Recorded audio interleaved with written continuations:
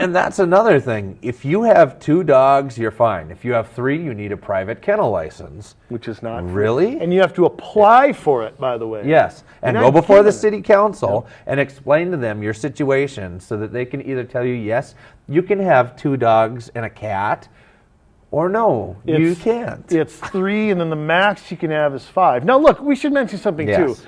We should mention something. I mean, I'm somebody, I believe in limited government.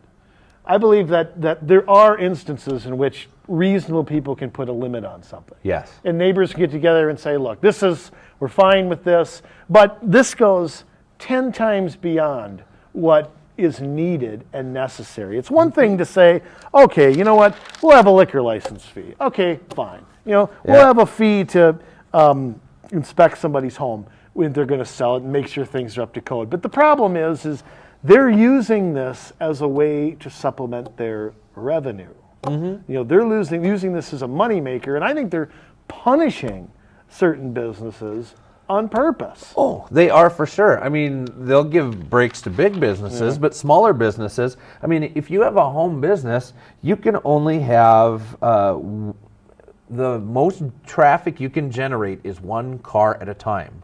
And even in your own driveway? Even in your own driveway. 2 people can't get a haircut at the same time out of your home. So, and only persons who reside at that property can be employed if it's a home business.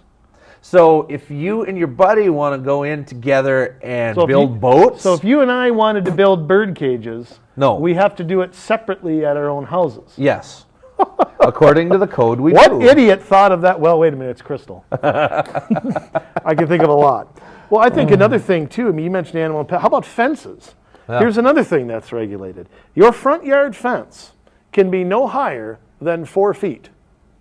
It cannot be more than, even if it's a wiry see-through fence, 4 feet is the maximum that can be. Your side and rear yard fence can be no more than 6 feet. 6'1" wood piles have a regulation of 5 feet high, and it's 4 feet in width. 10 feet long. Yes, they can't be any more than that. You can't store firewood in your backyard if it's any more than that. Sheds have a regulation of 6 feet, or it's something like that. Yeah. I can't remember what it is. I know it is. I didn't write that one down. It's crazy, though. And with firewood, it has to be placed either directly on a decay-resistant surface or elevated at least 4 inches off the ground. What business is it of the city if the bottom layer of your firewood is starting to decay? That just means you can't light it. Well, and I also know that you have to have a hose within like 2 feet of the fire pit. Yeah. Most hoses are made out of plastic, right? When they could melt if they're I suppose. I guess if the fire was too much, but a reasonable person can't run 3 feet or 4 feet. Yeah, I know. And again, it's back to what Here's another thing: permits. Now, one thing you got to know: permits are not free. That's one thing you know. Like I've had people in Crystal, we have a ban on overnight parking. You can't park on streets you pay for at night.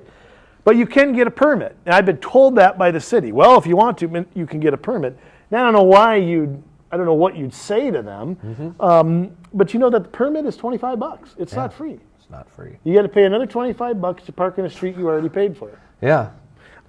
Permits are required for a lot, and even fees are required for some home improvements, including siding, roofing, window replacement.